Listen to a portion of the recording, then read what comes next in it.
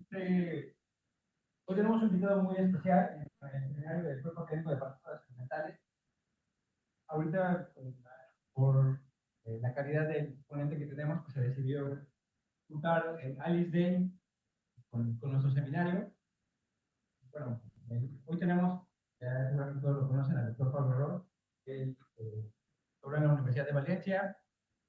Rápidamente presentamos, hizo un postdoc, me parece que en Barcelona. Luego estuvo en el Instituto de Física de UNAM y ha recibido varios premios, entre ellos la cátedra Marco Física. Bueno, damos la bienvenida al doctor Pablo Herrero. Muchísimas gracias. Muchas gracias. Bueno, pues muchas gracias a Alan, a todos los organizadores del evento, particularmente a Arturo, gracias también a Héctor y a Mónica que nos trajeron aquí. Para mí es un auténtico placer, como siempre, venir a Puebla y bueno, mucho más pues estar compartiendo este momento de los Alice Days con ustedes. Y bueno, pues aquí hay gente muy querida, muy apreciada y también muy admirada, pues porque ya nos gustaría a algún otro de los grupos de físicos que estamos ligados a un experimento tener unas jornadas pues tan participativas y tan interesantes como estas que tienen ustedes, ¿no? Creo que en ese sentido son sin duda un ejemplo. Bueno, pues voy a ir rápido con el seminario. Es hablar un poco sobre todos los avances que ha habido en este observable de alta precisión del modelo estándar, el llamado G-2 del muón y sus implicaciones. Bueno, cuando salió la predicción teórica en la que colaboramos y el resultado experimental más reciente del laboratorio de Fermilab, salió esta nota de gobierno donde se destacaba nuestra participación, ¿no? en esa parte teórica y la importancia, ¿no? de este resultado. Después ya pues estuvieron publicados tanto el resultado teórico como el experimental aquí, pero esto fue anterior, fue inmediatamente que salió, ¿no? Bien, bueno, como hay estudiantes, algunos jóvenes, ¿no? Bastante jóvenes, pues empiezo con una introducción un poquito de qué es lo que hay detrás de que podamos llegar a algo con tanta precisión, ¿no? Tanto del lado experimental como el teórico. Pues es la simetría. El hecho de que haya una simetría local como principio fundacional del modelo estándar, en este caso esta es la simetría, como todos ustedes saben, es lo que nos dice exactamente cómo es la interacción. Entonces, al saberlo sin ningún margen de duda, pues en principio podemos calcular con tanta precisión como sea necesaria, que es la que realmente nos marca el error experimental como de pequeño es, y en principio se puede ir así, ¿no? Lo voy a revisar muy brevemente en el ejemplo de QED, el ejemplo de la 1, que es el más sencillo que todos conocemos, ¿no? Uno parte del lagrangiano de Dirac y observa que tiene una simetría U1 global, que está asociada a la conservación del número fermiónico. Entonces dice, bueno, ¿y qué pasaría si fuera local? No, no es local. Y ve que eso no es simetría de la ecuación de Dirac. Pero puede serlo. Para serlo, pues debemos de introducir un campo vectorial, que es el campo que después va a crear y aniquilar fotones, con una ley de transformación bien definida. Y básicamente lo que uno tiene que hacer al final es cambiar la derivada ordinaria por derivada covariante, ¿no? Y con este objeto transformándose de determinada forma. Pero al meter este cambio en la ecuación de Dirac, pues automáticamente tengo como interacción al fotón con la línea de fermiones. Entonces, como digo, se puede calcular, se puede comparar con el experimento y uno tiene todo bien controlado. Además, no solamente la interacción es correcta, sino que nos explica por qué el fotón no tiene masa, por qué la interacción electromagnética tiene alcance infinito. Entonces, todo eso lo estamos sacando desde la simetría. Bien, es verdad que históricamente no se llegó hacia esto, se llegó a través de una experimentación que abarcó un periodo de tiempo largo, ¿no? Con aportaciones muy brillantes de Coulomb, Faraday, hasta Maxwell, ¿no? Que lo sistematizó. Entonces, lo que tenemos ahora es un cambio de paradigma, es decir, bueno, no necesito necesariamente basarme solo en el experimento y en la abstracción, sino que puedo partir de identificar cuál es la simetría global del lagrangiano de materia, pedir que sea local y eso automáticamente me dará la interacción. Entonces, esto, que era una conjetura, pues demostró ser cierto en los casos débil y fuerte del modelo estándar. Entonces, sale todo perfectamente. Y eso nos hace confiar que en el futuro seguirá siendo así. No lo sabemos, pero de momento todos nuestros acercamientos a la nueva física están siguiendo este paradigma, ¿vale? Que hasta ahora ha demostrado ser tremendamente exitoso. Bueno, y como pone abajo, pues finalmente las masas se incluyen a través del mecanismo de ruptura espontánea de la simetría, llamado el famoso sombrero mexicano, ¿no? Que es el mecanismo de Higgs, ¿vale? Y eso completa todo el proceso. Entonces es lo que normalmente resumimos en un cuadro como este, ¿verdad? Y decimos, bueno, pues todos los quarks son estas partículas de aquí que tienen todas las interacciones, la fuerte mediada por el gluón, la electromagnética mediada por el fotón y la parte débil mediada por los bosones masivos W y Z. Después tenemos los leptones cargados que ya no tienen la fuerte, pero tienen la electromagnética y la parte débil. Y finalmente los neutrinos, que son muy difíciles de medir, de los que no sabemos todo lo que nos gustaría todavía, solo tienen interacción débil. Y como digo, el Higgs es un ingrediente clave porque si no, no se entienden las masas de las partículas, ¿vale? Entonces, una vez más, la simetría es súper poderosa, nos predice perfectamente la interacción y, por ejemplo, nos dice que un electrón y un muón interaccionan igual, ya sea con el fotón, como sabemos desde hace mucho tiempo, porque tienen la misma carga eléctrica, pero también con los bosones de Gauge, ¿no? Porque están en la misma representación del grupo de simetría. Entonces, esto es tremendamente potente. Y así permite llegar a la precisión extrema en medida y cálculo, que primero discutiré para el electrón y luego ya miraré al muón, que será la parte central, ¿no?, del seminario. Entonces, en el caso del electrón, aquí tenemos el valor de alfa, de hecho el inverso de alfa, convenientemente normalizado en torno a ese 1 sobre 137 que sabemos que vale, y estamos comparando las determinaciones directas de gran precisión en física atómica, ¿no?, ya sea con el rubidio o con el cesio, que son estos dos de aquí, con los resultados que obtendríamos de la medida directa del factor giro magnético del electrón, ¿no? Cómo se comporta en su interacción con un campo dipolar magnético. Eso directamente, si yo me creo el modelo estándar, me permite traducir la medida de G al valor de alfa. Entonces, en 2008 este era el resultado y en 2022 este es el resultado actualizado. Entonces vemos que pues, está a un nivel de precisión tremendo y de hecho pues, permite entender mejor cuál es el resultado teniendo en cuenta una cierta discrepancia que hay entre los experimentos atómicos.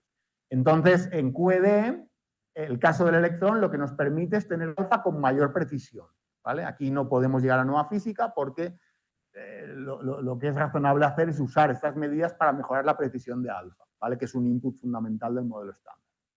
Entonces, uno ya se va al muón, pasa del electrón al muón con el mismo observable, y aquí, pues ya no solamente es sensible a la electrodinámica cuántica, como en el caso del electrón, porque la sensibilidad va cuadráticamente con la masa, la sensibilidad a física electrodébil, por ejemplo, a física fuerte. Entonces aquí ya no es solo QED, sino que también importan el resto de partículas e interacciones del modelo estándar e incluso las de nueva física más allá del mismo, que de ahí viene el gran interés que tenemos en este observable, ¿verdad? Aquí simplemente ejemplifico un poco que la teoría estándar no solo funciona perfectamente en observables de ultraprecisión a bajas energías, como es el caso aquí del electrón con su factor giromagnético, ¿no? Esto es una evidencia muy buena de que el modelo estándar llega a una precisión tremenda, ¿no? Aquí, digamos, estamos hablando de esta cifra decimal, ¿no? Pero si nos vamos a energías más altas sucede lo mismo, ¿no? Y estos son dos ejemplos pues, interesantes, ¿no? En un caso, lo que estamos viendo en este eje es la masa del Higgs, en este eje es la masa del top, que está cortado, ¿vale? Entonces uno tiene las determinaciones directas, esta es la medida directa de la masa del Higgs, esta es la medida directa de la masa del top, y frente a ellas lo que se hace es comparar diversas medidas de precisión de observables electrodébiles que dependen a través de correcciones radiativas de la masa del Higgs y la masa del top. Entonces, por ejemplo, si uno se fija en estos observables de precisión de acá, el ancho del Z, el ancho hadrónico, etcétera, uno tiene la curva verde. Como vemos, la curva verde pues, está en buen acuerdo con las medidas directas. Pero uno se puede fijar también en la medida directa de la masa del W, que es esta curva azul de aquí, o se puede fijar en las asimetrías en el polo del Z, que es la curva así como rosita de aquí, y ve que todo converge muy bien. Entonces, estas medidas dicen que el modelo estándar funciona de una manera extraordinariamente precisa y acorde al experimento. También lo podemos ver directamente en lo que es más sensible al mecanismo de generación de masa. O sea, una predicción fortísima del modelo estándar es que la masa de las partículas viene del mecanismo de Higgs y, por tanto, la interacción con el propio campo de Higgs, con la propia partícula de Higgs, es también proporcional a esta masa. Entonces, si uno representa eso, conocida la masa, la pregunta es, ¿se acopla al Higgs tal y como nos dice su valor de masa o no? Y uno ve en esta gráfica de aquí que lo hace exactamente así, ¿vale? Con una gran precisión. Entonces, no solo a bajas energías, a escalas más altas también funciona muy bien el modelo estándar. Entonces, uno admira el modelo estándar, lo entiende muy bien, ve que funciona perfectamente, pero hay que ir más allá. ¿Por qué hay que ir más allá? Por alguna de las cuestiones que estoy un poco ilustrando aquí, ¿sí? Por ejemplo, para entender la simetría bariónica del universo, por qué estamos hoy día aquí, pues uno necesita una diferencia ínfima al nivel de una parte en 10 millones entre la cantidad original de materia y antimateria, ¿no? Entonces eso es un caso de ajuste fino enorme, ¿no? Y deberíamos entender desde el propio modelo estándar cómo se ha generado esta simetría bariónica, ¿vale? Por ejemplo, las masas tan pequeñas de los neutrinos, ¿no? Que son varios órdenes menor que el resto de partículas del modelo estándar. Entonces, una solución de las más populares a este problema justamente permitiría explicar a través no de una simetría bariónica primordial, sino de una simetría leptónica. De la misma manera, pues hay otras preguntas, ¿no? Por ejemplo, aquí podemos hablar del sector oscuro, ese gravitacionalmente sabemos que existe, no sabemos si interacciona con el modelo estándar. Si lo hace, entonces es nuestro negocio, si no, pues es simplemente de la gravitación, de la relatividad. Pero en tal caso, pues ignoramos todo respecto a estos campos, ¿no? Si estos se acoplan al modelo estándar, si estos tuvieron un papel, digamos, entre la escala de Planck y la escala de gran unificación, todo eso no lo sabemos, ¿no? También hay violación de CP, que es una de las cosas que puede distinguir materia y antimateria, pero solamente débil, ¿no? La fuerte en principio podría estar ahí, pero otra vez, pues digamos, si uno lo parametriza esto en función del ángulo de vacío de QCD, se ve que es nulo con una precisión de 10 órdenes de magnitud. Entonces, otra vez, ¿por qué? ¿No? Algo tiene que haber detrás de eso. De la misma forma, pues si uno va a entender por qué otra vez es posible en nuestra vida, es porque a grandes distancias domina la gravitación, que es muy débil, o sea, porque el electromagnetismo se cancela. Para que el electromagnetismo se cancele exactamente, necesitamos la igualdad extrema, perfecta, de las cargas del protón y del electrón en módulo, ¿no? Y esto pues, podría tener su origen otra vez en teorías de gran unificación, porque al final hablamos de por qué las de los quarks son las que son en relación a la del electrón, y todo eso de nuevo se explica en teorías de gran unificación que otra vez tocan con estos problemas de aquí. No tendría por qué ser el modelo estándar origen de un vacío electrodébil que es estable hasta escalas muy altas y sin embargo parece serlo, ¿no? Entonces, ¿será que la nueva física realmente está muy, muy arriba en energía? ¿Será una coincidencia? No lo sabemos y eso de nuevo está relacionado al valor medido de la masa del Higgs, que es del orden de la de los bosones de Gauge o la del top, ¿no? Entonces, son toda una serie de a veces problemas, a veces es conocimiento que en principio está más allá del modelo estándar y nos gustaría entender que nos llevarían a ir más allá, ¿vale? Bueno, entonces ahora una perspectiva histórica que podría servir para entender cómo debemos mirar o cómo nos gustaría mirar a esto del G-2 del mundo.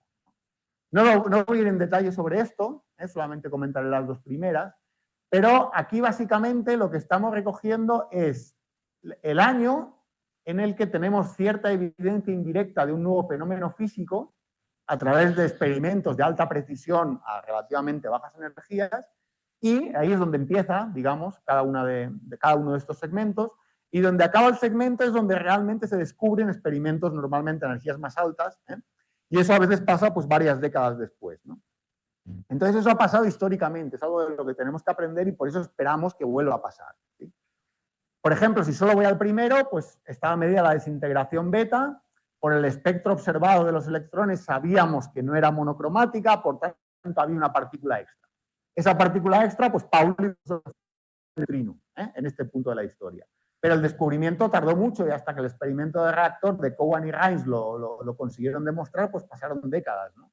Afortunadamente aún estaba vivo Pauli, ¿no? Pero ya le queda un par de años después así falleció, ¿no? Era realmente muy mayor, pero sí se enteró de la noticia y se alegró y todo. Entonces, esa teoría de Pauli pues fue la primera que era realista describiendo eso, era la de Fermi, ¿no? En la teoría de Fermi, pues uno veía que tenía que haber detrás un bosón intermediario masivo. Ese bosón intermediario masivo, que es lo que hoy conocemos en W, no se descubrió hasta 1984 en UA1 en el CERN, ¿no? Entonces son décadas, ¿vale? Pero siempre es lo mismo, es gran precisión experimental y teórica a bajas energías y luego ya cuando se puede, según la tecnología, según las particularidades de la nueva física, pues se descubre directamente, ¿vale? Entonces, esta es un poco la motivación del G-2 del muón. Podrá ser la próxima evidencia indirecta, o sea, el próximo principio de segmento que nos lleve quizá décadas después, o esperemos que antes, a nueva física en una escala de energía superior, quizá del LHC, quizá de los futuros colisionadores. Entonces, esa es la motivación. Bueno, muy rápidamente, el momento magnético anómalo del muón. Si uno describe la interacción de una partícula, de un leptón elemental interaccionando con campos electromagnéticos, pues al margen de la interacción de carga, a nivel de dipolos uno tiene esto, ¿no? El dipolo magnético y el dipolo eléctrico. El dipolo eléctrico está suprimido por varias simetrías en el modelo estándar y de hecho no es observado. Entonces una observación directa de este o del neutrón o el que sea, directamente me va a llevar probablemente a nueva física. Salvo que tarde muchos órdenes de magnitud y entonces esa contribución en el modelo estándar, por ejemplo, del neutrón, que es muy, muy pequeño, ¿vale? El caso del magneto es completamente diferente, perfectamente permitido y de hecho, bueno, pues cuando uno lo define precisamente, justamente la diferencia con 2, o sea, el observable que es puramente cuántico, como ahora veremos, empieza al nivel de 10 a la menos 3, o sea, no es nada tan pequeño y desde luego está muy bien medido. Y esto pues ya lo mostré antes que era útil para el electrón y aquí me voy a centrar en el del muón, ¿no? El tau desafortunadamente se desintegra tan rápido que casi no se puede medir ni el resultado dominante, ¿vale? Eso será en el futuro, ¿no? Que llegue el tau. Entonces, el experimento de Cush y Foley, poco después del final de la Segunda Guerra Mundial, evidenció que G no valía 2 para el electrón. Entonces, esto motivó el cálculo de Schwinger, un cálculo completamente de frontera, porque entonces realmente no se sabía cómo calcular con una teoría cuántica de campos a nivel de conexiones de lazo, ¿vale? Entonces, él aquí y en el desplazamiento LAM pues consiguió superar todas las dificultades técnicas que había y llegó a un resultado que está escrito aquí, que como ven es una corrección al nivel de 1 por 10 a la menos 3, que coincidía perfectamente con el experimento. Y así inició la historia de la importancia del G-2 del muón. Aquí otra vez, vean si resulta importante que está en su tumba, ¿vale? Aquí es algo muy famoso. La sensibilidad que uno tiene tanto a las contribuciones electrodébiles como a las de nueva física tienen esta dependencia funcional que se sigue aquí, va con el cuadrado, como decía. Y entonces eso hace el muón mucho más interesante que el electrón para ser sensible a nueva física a la escala de TeV, ¿vale? El del electrón está medido con mayor precisión, pero si uno tiene en cuenta la diferencia de masa, al final compensa. El del muón es más sensible a la física conocida pesada y esperamos que a la desconocida, ¿vale? Esa es la motivación. Bueno, yendo un poquitín más al detalle, pues desde la ecuación de Dirac, lo que uno obtiene es que el factor giromagnético de un leptón cargado, electrón, muón, vale 2, ¿vale? Pero si uno admite la estructura más general para el vértice, entonces ya no tengo el acoplo que tengo aquí, sino que se generaliza con factores de forma. Este factor de forma, vale 1 en el origen a todos los órdenes por invariancia Gates justamente y garantiza la no renormalización de la carga eléctrica. Y su valor en cero, es un observable que justamente es del que estamos hablando aquí, ¿vale? El valor de este factor de forma, que va con esta estructura Lorentz, a transferencia de momento nula, o sea, para fotón real, ¿vale? Bueno, entonces, ¿cómo se hace? El experimento es hermoso y es básicamente el mismo concepto desde el CERN, detrás del cual está Lederman. Después se exportó a Brookhaven y es el que ahora se ha usado en Fermilab. Entonces se han acelerado protones, se hacen incidir sobre materia, eso crea muchas cosas, entre ellas piones cargados. Los piones cargados se enfocan con un campo magnético adecuado y se dejan de caer. Decaen básicamente al modo con muón, ¿no? Como ustedes saben. Si nos ponemos en el marco en reposo del pión, vemos que inmediatamente pues, el pión no tiene spin. Aquí los momentos se compensan en el marco en reposo. Y como este no tiene spin, las proyecciones del spin, sus polarizaciones de muón y de neutrino se han de compensar. De esta manera, uno ve que consigue muones altamente polarizados, que es justamente lo que necesitamos, porque queremos ser sensibles a esa propiedad. Eso es lo que garantiza que nuestra medida va a ser muy buena, ¿vale? Entonces estamos muy contentos con esta idea, con esta implementación experimental. Y la medida realmente pues, explota al máximo el hecho de que medir frecuencias nos lleva a la ultraprecisión, ¿vale? Si midiéramos directamente el factor giromagnético, la medida sería como 3 órdenes de magnitud menos precisa. Aquí lo que está explotando es que estamos midiendo una frecuencia. ¿Qué frecuencia? Justamente la frecuencia asociada a la precesión, ¿vale? Con G exactamente igual a 2, o sea, con el nivel árbol, el momento, que es la flecha negra, y la proyección de spin, que es la flecha azul, estarían girando síncronamente todo el tiempo. Entonces, el hecho de que G no sea exactamente 2 hace un poquito más rápido que el momento. Entonces, después de una vuelta, se acumula una diferencia del orden de 12 grados. ¿Vale? Aquí se ve la figura un poquito exagerada. Y si uno mide la frecuencia asociada a este giro relativo entre el spin y el momento, directamente obtenemos el observable que queremos medir, ¿vale? Porque conocemos con gran precisión el campo magnético y sabemos muy bien la masa del muón, ¿vale? Entonces, midiendo frecuencia, conseguimos lo que queremos con gran exactitud. Además, esto se ve aún más claro si nos concentramos en la desintegración subsiguiente del muón a electrón o del antimuón a positrón. En ese caso, si por un momento nos centramos en el caso en el que el electrón tiene energía máxima, la emisión de los neutrinos es justamente en el otro sentido, de manera que los momentos de neutrino y antineutrino cancelan el del positrón. En este caso, claramente, la energía del positrón es máxima. Además, como en la interacción débil siempre tenemos neutrinos izquierdos y antineutrinos derechos, es decir, neutrinos antiparalelos en la proyección de spin-momento y antineutrinos, las flechas blancas se cancelan. Y de ese modo, el electrón o positrón hereda inmediatamente la información de spin del muón, con lo cual es mucho más fácil de medir porque los electrones, pues básicamente viven para siempre, ¿no? Entonces los podemos medir muy bien. Incluso con los positrones también. Entonces, a través de la medida de los calorímetros que están a lo largo de la trayectoria, pues podemos conocer eso.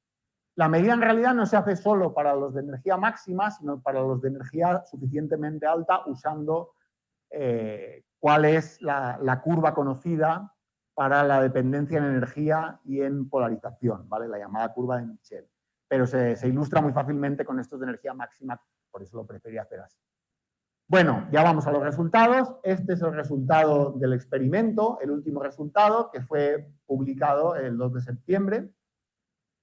A esta precisión increíble, del orden de 100 partes por billón americano.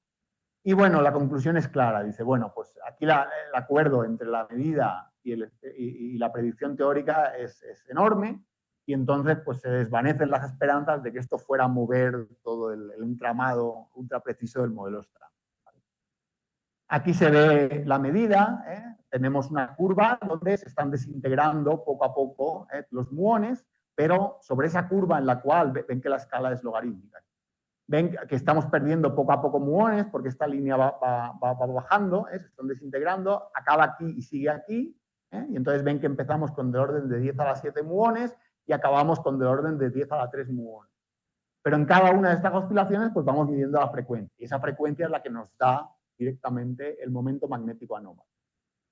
Aquí están los resultados resumidos, en 10 a la 9 normalizado convenientemente, y ven que el error final es del orden de 15, en 10 a la menos 11 de 15. Ven el acuerdo maravilloso entre el resultado final de Brookhaven, que fue la medida anterior, y los resultados de las distintas corridas del experimento de Fermilab, que convergen en esta combinación de todas las corridas de Fermilab, y después, bueno, si uno considera esta y esta, pues se llega al promedio mundial actual. Entonces, aquí eso, que el error es del orden de 15, ¿vale? Y la consistencia interna es buenísima, entonces el experimento está muy seguros de que está perfecto. Ahora, la teoría.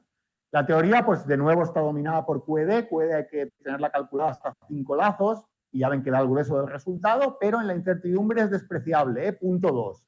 Les recuerdo que al final, bueno, aquí está de nuevo escrito, que el error experimental final es de 15 en 10 a la menos 11. Entonces esto es punto 2, QED bajo control, ¿vale?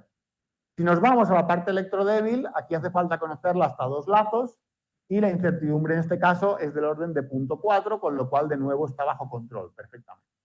Sin embargo, en la parte hadrónica, pues aquí los errores son bastante superiores, porque el caso de la polarización del vacío hadrónica es la que está dominando la incertidumbre es del orden de 60 todavía. Ven que básicamente este 61 es el 63 o el 62 de los errores finales, donde sí ha habido progresos en la parte de hadrónica y Levi-Leibniz. Aquí el error es del orden de 10, entonces es bastante inferior a este. En este sí el progreso ha sido adecuado. Entonces ahora pues la pelota sigue estando en el lado teórico, donde se ha de mejorar este resultado bastante, ¿vale? Aquí lo ven pues directamente como es la contribución de Schwinger con una bolita azul, donde cuando los efectos son hadrónicos, son de QCD de bajas energías, es cuando eso es muy difícil de calcular, ¿vale? Hoy día el resultado mejor viene de Lattice QCD, pero de la simulación en la red, de la teoría fundamental, pero también se obtiene de medidas de E más en menos hadrones o de tau hadrones, ¿no? Lo que más hemos trabajado, ¿no? En la parte de hadronic light by light es un poquito más complicado, y entonces, digamos, de la línea de leptones se emiten 3 fotones, se tiene la bolita hadrónica y ya se enlaza al fotón real que está fuera. Y aquí el resultado viene tanto de nuestros esfuerzos fenomenológicos como de los resultados del látice. Nosotros esto lo vemos como suma de contribuciones de estados intermedios de una o dos partículas. Por ejemplo, un pión aquí en medio que está acoplado a 2 fotones en cada lado, por ejemplo. Y ven que al final, pues el acuerdo es muy bueno. La diferencia entre el experimento y la teoría es de 38 en 10 a la menos 11 y la incertidumbre es 63, es bastante mayor. Entonces, esto es acuerdo muy bueno en bastante menos de una sigma, ¿no? Bueno, entonces aquí otra vez estamos viendo esa comparación entre la predicción teórica y la medida. Y aquí se ven los distintos resultados experimentales, ¿no?, que les mostraba antes, que convergen en el promedio, que es la columna roja, ¿vale? La predicción de la contribución más importante que domina la incertidumbre en el modelo estándar viene de este promedio de Lattice, exactamente, como pueden ver que la negra viene del azul directamente. Antes, este es el llamado White Paper 2, que es la predicción del modelo estándar actual. Antes hicimos el White Paper 1, 5 años antes, y en ese caso este resultado no venía de Lattice, sino que venía de las medidas de más o menos hadrones. Esas medidas son las que están aquí. Y esas llevaban a un promedio que es la columna gris que tenemos acá. Eso se había conseguido con los resultados experimentales que están por encima de esta línea punteada que ven aquí. Entonces, después llegó este resultado, que básicamente coincidía, pero llegó este otro resultado que estaba en gran desacuerdo. De hecho, la tensión entre este resultado de aquí y este resultado de aquí es demasiado grande en ciertas zonas que son muy importantes para la integral. En esta comparación no se ve directamente la gran tensión de la que les hablo, pero si uno se va cerca del pico de la Rho, donde se producen masivamente 2 piones, que te da como 3/4 de la contribución, la tensión entre este resultado y este resultado, entre este resultado y este resultado es lo que hace que no se puedan combinar. El resultado de tau siempre ha estado básicamente en medio y más cerca del modelo estándar, y bueno, pues aquí hay una contribución reciente que también está incluida en el white paper que hicimos junto con Gabriel, con Alex Miranda, que ahora está ahí de postdoc, y con Genaro, que es con quien estuve yo de postdoc cuando estuve en IFUNA. Bueno, ahora nos vamos a la parte de hadronic light by light. Lo que les digo en esta, la teoría todavía tiene que mejorar. Hay que entender, por ejemplo, por qué esto está aquí y esto está acá.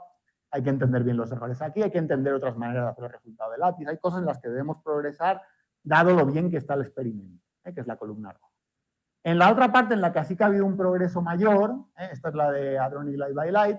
En esta, el error hace 5 años era este de aquí. Y el error actual es básicamente la combinación de este de aquí con este de acá, que da este resultado de aquí. Entonces aquí sí que hemos mejorado mucho. Y en esos esfuerzos, bueno, pues está Kepani, que está por aquí, el colaborador en esto, junto con Adnan, que no se ve acá, con Ángel, ¿no? Es la parte de Eisenschwinger, digamos, de este tipo de contribuciones. Y en la otra parte, pues están resultados que hemos obtenido con gente que pues, se ha graduado en la universidad, ¿no?, como fue el caso de Adolfo, hace ya un tiempo, ¿no?, él ya está en Hidalgo, con gente que se acaba de graduar ahora mismo, como son Juanma Márquez y Diego Portillo, y con Emilio, que se gradúa, bueno, su primer seminario es el jueves de la semana próxima, a puntito de salir. Y entonces ven que este tipo de esfuerzos pues, han llevado a la mejora de este resultado de aquí a este resultado de aquí, ¿vale? Bueno, muy bien. Entonces, la presencia en estos reviews que recogen los resultados del modelo estándar es buena, ¿no? En el White Paper 1, pues estuvo este resultado que tengo junto a Pablo Sánchez Puertas en la contribución de axiales, es una de las contribuciones a la hadronic light by light. Y en el White Paper 2, pues ahí tenemos 2. Tenemos otra también con Pablo y con Pere Majuan, otra vez en axiales y condiciones de largas distancias referidas a la anomalía y todo esto. Y un trabajo que es justo de la tesis de Emilio, sobre el resultado de las contribuciones de polo de pseudoescalar. Entonces, este es especialmente destacable porque es el primero fruto de una tesis en México que llega a este nivel de reconocimiento. Y bueno, pues habrá un White Paper 3, porque el experimento de Fermilab ese ya acabó, muy exitoso, pero va a haber un experimento en Japón, que lo interesante es, en J-Park, que lo interesante es que va a tener una sistemática totalmente distinta. Les expliqué un poco cómo era el experimento, tanto desde el origen del CERN, Brookhaven, Fermilab, con el anillo de acumulación y todo esto. Un experimento grande, del orden de 20 algo metros, ¿no? Aquí este es muy diferente, es un experimento básicamente de sobremesa, con muones ultrafríos, con gran intensidad, entonces los sistemáticos son completamente diferentes y será muy interesante ver qué saca el experimento japonés, a ver cómo compara el resultado de Fermilab. Entonces, el esfuerzo teórico va a seguir con esa motivación, habrá un white paper 3 y ahí, bueno, pues puede que alguno de estos resultados de nuevo se reconozca, pero en particular, trabajo de nuevo de la tesis de Emilio, pues esperamos que en las contribuciones tensoriales y condiciones de cortas distancias pueda estar ahí entre los que sean contribuciones esenciales para determinar el resultado del modelo estándar, ¿vale? Bueno, entonces ya con esto básicamente estoy acabando, llegamos a las conclusiones y perspectivas.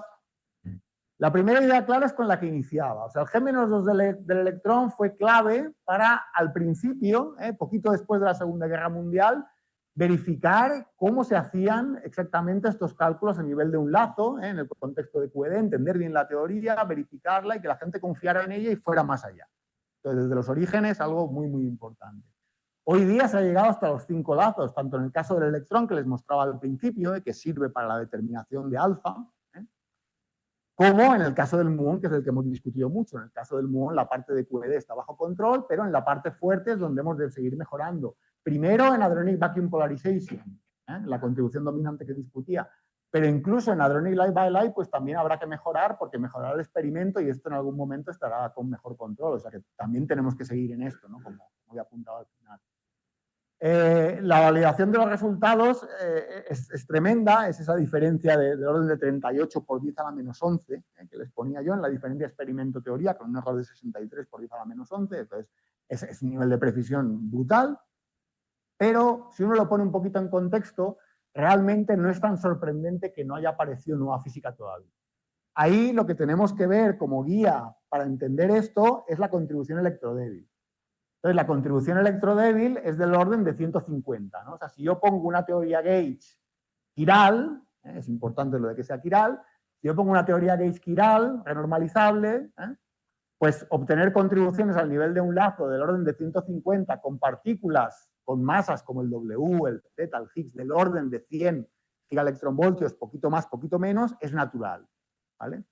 Entonces, ¿qué esperaría yo que fuera la nueva física? Pues quizá otra teoría Gauge parecida con una masa mayor. Entonces, si fuera con una masa mayor, escala cuadráticamente el efecto, ¿vale? Entonces, si es el doble de pesada, yo esperaría que el efecto fuera un cuarto, ¿vale? Entonces, si es el doble de pesada, un cuarto de esto básicamente son 40. Entonces, lo que yo estoy ahora mismo empezando a ser sensible es a nueva física que aún está demasiado cerca de nosotros. Sí, la teoría es Gauge quiral, hay un gran mundo de posibilidades, pero digamos, dentro de una comparación estándar, esperable, natural, no se hace raro que aún no hayamos encontrado nada. Justo estamos entrando en la región caliente. Naturalmente el acoplo no tiene por qué ser el modelo estándar, puede ser un poco mayor, puede ser un poco mayor, podemos cambiar las masas, si no es quiral, pues cambian mucho las cosas, pero en ese sentido, digamos, pues estamos entrando en la era en que probablemente serán más interesantes estas comparaciones, ¿vale? Entonces podemos llegar a eso, a masas del orden de los TeVs pronto, que es lo mismo que está viendo el HC, lo mismo que están viendo muchos experimentos en la precisión, ¿no? en la frontera de la alta precisión. Entonces hay que seguir progresando en Lattice QCD, y se va a seguir haciendo sin duda, y también en los cálculos basados en medidas, que son en la parte en que contribuimos nosotros, ¿no? En los D más de menos hadrones, en desintegraciones semileptónicas de Taus, factores de forma de transición de mesones, dispersión muón-I, que es una vía alternativa de llegar a la contribución de HBP a partir de un experimento de dispersión muón-electrón, pero aquí pues en lugar de estar en un régimen del Q cuadrado positivo, vamos al Q cuadrado negativo y se hace con otra integral de dispersión, pero también es muy prometedor. Y estos experimentos ya han iniciado en el CERN, ¿vale? Entonces habrá resultados pronto que también hay que confrontar a los de Lattice y a los cálculos basados en medidas. Y finalmente la medida del experimento japonés, que también va a llegar dentro de unos años, y esa será la que ponga en un nivel de escrutinio elevado el resultado de Fermilab, ¿vale? Bueno, entonces la conclusión final es la que está en rojo, ¿no? O sea, el G-2 del muón, incluso empezando con el del electrón, ha sido, es y seguirá siendo crucial en nuestro entendimiento de la naturaleza al nivel más fundamental. Entonces es algo muy bonito, algo que nos ha aportado mucho y algo que tenemos pues, buenas esperanzas en que lo siga haciendo en un futuro que se extienda, ¿vale? Y acabo con esta imagen del último workshop que hubo dedicado de la iniciativa teórica del G-2 del muón, Ahí Gabriel y yo no pudimos ir porque íbamos la semana siguiente a un congreso de Taus en Marsella, en Francia, y no nos dejan ir 2 semanas, entonces teníamos que elegir uno y nada, no pudimos ir. Pero pues ahí hubo representación mexicana, no sé si la foto la vean con mucha nitidez, pero aquí está Genaro, y aquí está Emilio, que él es guatemalteco, pero está a punto de doctorarse en Chimbestado. Estuvo la representación, también con gente con la que hemos colaborado a lo largo de los años, con la que hemos estado discutiendo y todo, y bueno, como ven hay mucha gente joven y un futuro muy bonito en esto en particular por delante. Muchas gracias.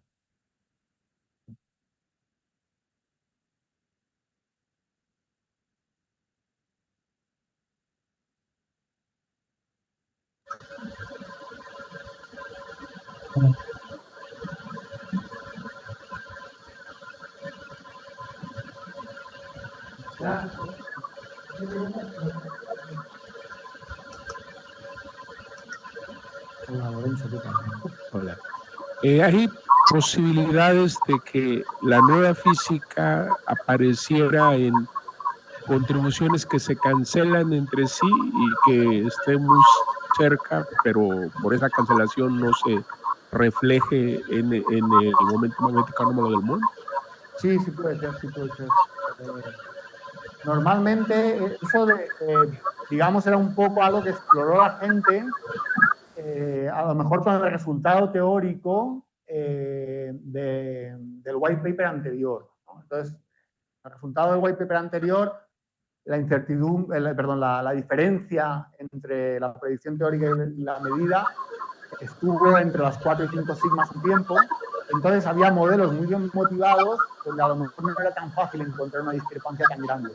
Entonces muchos iban justo en esa línea en la que tú estás apuntando, que no es tan raro tampoco, modelos bien motivados, con buen sentido y todo, que a veces las contribuciones aquí haya cancelaciones parciales o bastante efectivas que hagan que el efecto en los términos del muón sea menor. Entonces sí.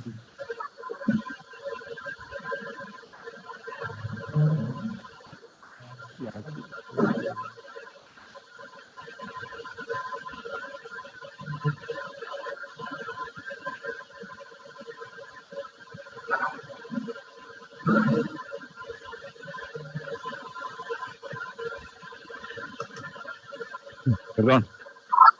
Perdón.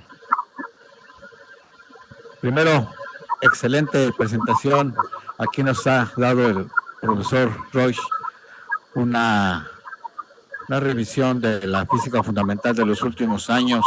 Y precisamente mi pregunta va en relación a una transparencia en donde pones una tabla de los descubrimientos, de las ideas. Sí. Esa me gusta mucho a mí.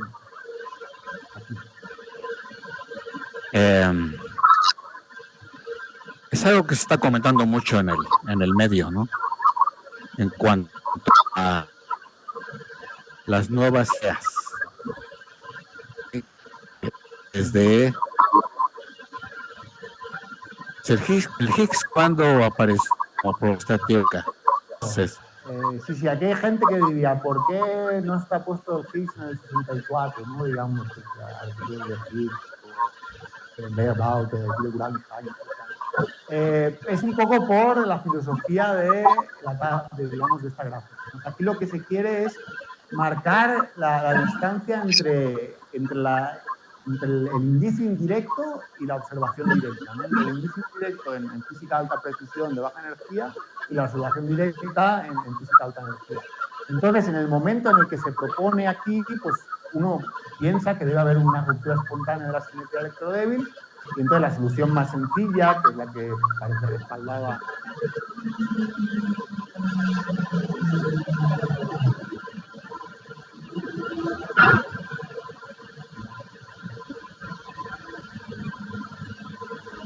parece respaldada con gran precisión por la naturaleza, con la precisión que tenemos hoy día, ¿no?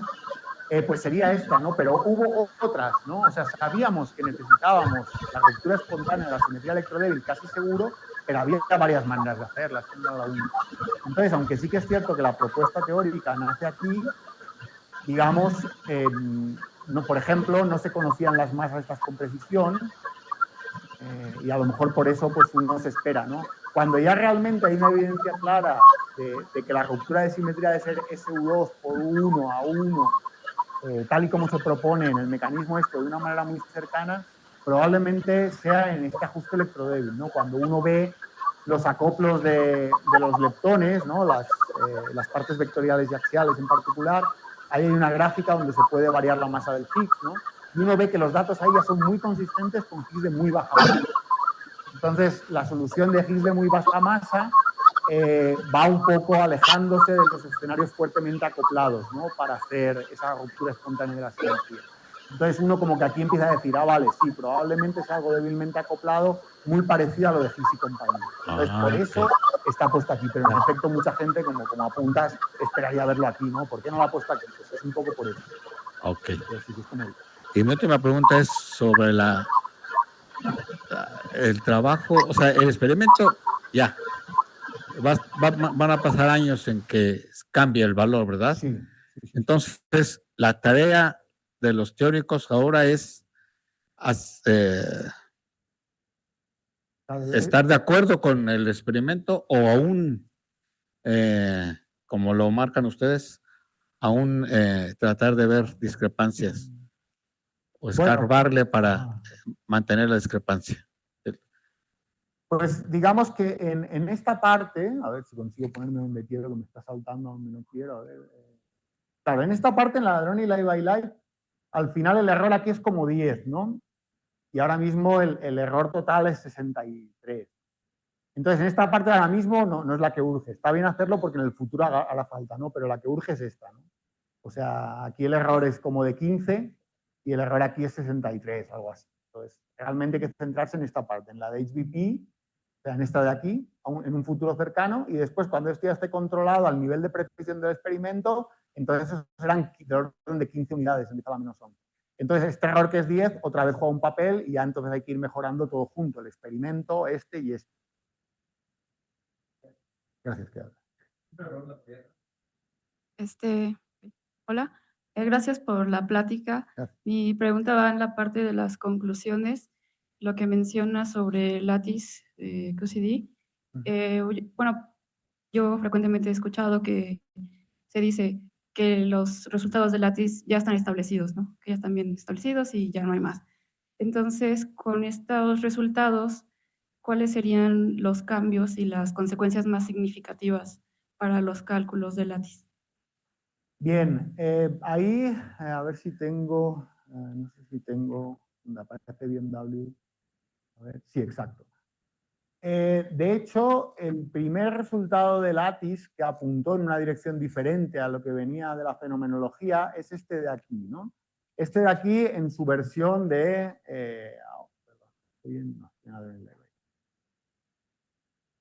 no la tengo, ¿no? A ver. Dale 24. Ah, sí, aquí. No, es que no la tengo. Tendría que estar en esta. Bueno, a ver. No está. Bueno, hubo un resultado de Lattice que básicamente era muy parecido a este en 2020 por la colaboración BMW, ¿vale? Entonces, como era el único resultado, según hay unas prescripciones muy claras de la iniciativa teórica para ver qué resultados entran al modelo estándar y no puede entrar nada que no esté validado con métodos independientes, por gente diferente y todo eso. Entonces, por eso ese resultado de BMW, que ya en 2020 apuntaba a algo parecido a esto, no se tuvo en cuenta aquí, en el white paper de 2020. Ahora mismo ya hay más colaboraciones que han conseguido un resultado completo en Lattice. Hay 3 que lo han hecho con una precisión suficiente. No están en un acuerdo perfecto, están todas en una sigma y media, algo así, y los errores son de este orden. Y luego, cuando se promedian todos los resultados buenos, pues hace de distintas maneras. Esto corresponde a lo que se llamó el promedio 1. Hay otros, y según cuál use la gente, pues se puede mover un poquito para acá o un poquito para acá. Entonces, tampoco es completamente concluyente Lattice. O sea, Lattice también va a seguir evolucionando. Pero bueno, esperamos, sobre todo teniendo en cuenta este resultado, quizá viendo este, que no se mueva mucho en torno aquí, independientemente de que sabemos que la medida está acá. Entonces, también va a seguir evolucionando Lattice.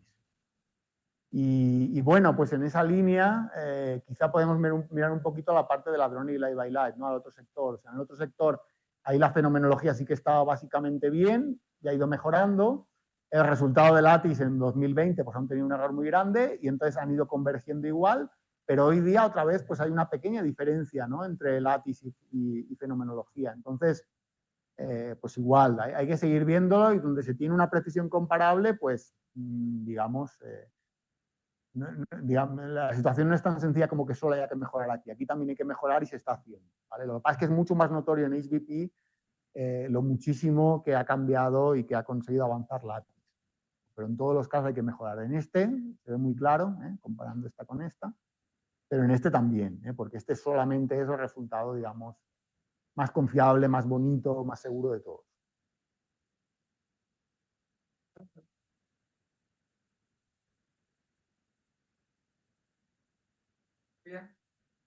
Bueno, supersimetría pues es una de las teorías, ¿no?, que podría haber de nueva física. Respecto a eso, y al final, pues bueno, hay como distintos puntos de vista, ¿no? O sea, uno de los puntos de vista sobre pues, supersimetría, sobre Higgs fuertemente acoplado,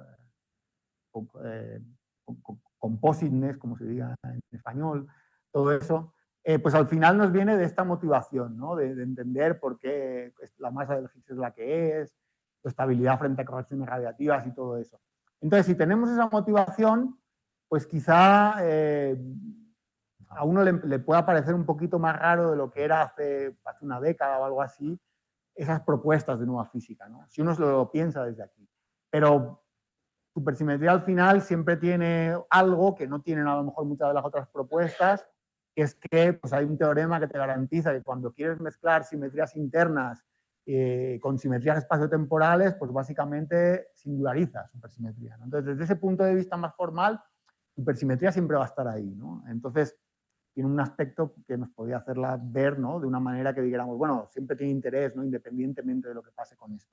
Pero bueno, pues sí que es verdad que hay que ver todo a la luz del experimento y va cambiando un poquito la motivación, ¿no? Eso sería lo que diría yo.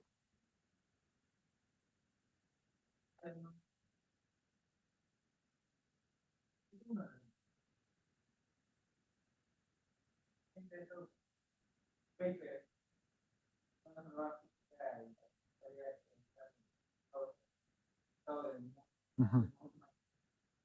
Ahora que ya prácticamente fuera con el modo estándar, ahora entonces, ¿qué proceso podemos jugar? ¿Qué edición podemos usar para jugar con nuevas? Bueno, en realidad yo ahí diría que puede ser un poco diferente mi perspectiva. O sea, aquí, a ver que me ponga, por ejemplo, en esta.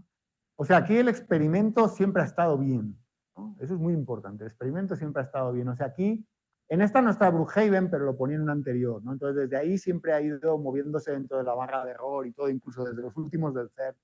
Entonces, el experimento es tremendamente confiable, ¿no? El problema ha sido un poco la teoría, y eso a veces pasa, ¿no?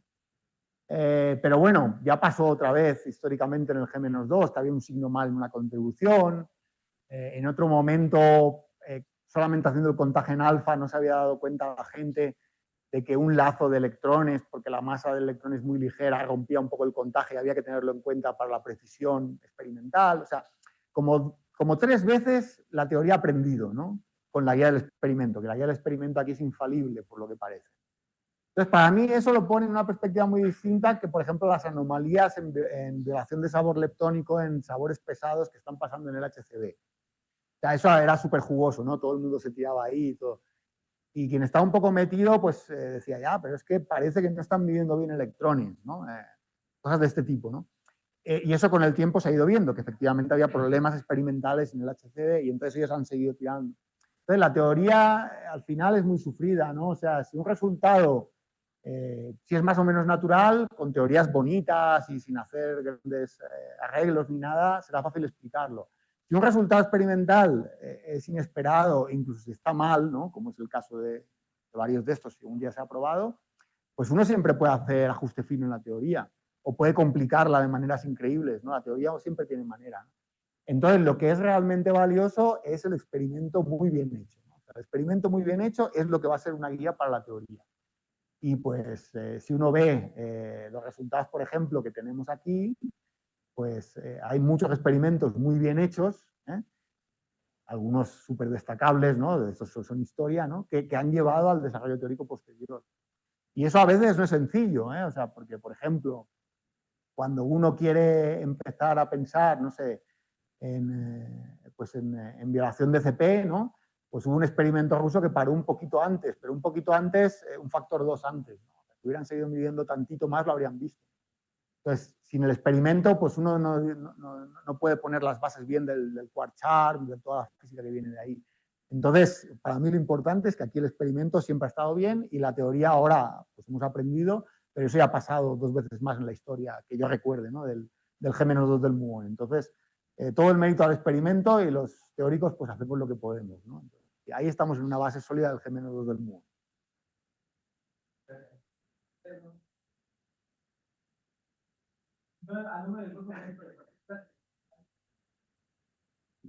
Gracias a ustedes, gracias.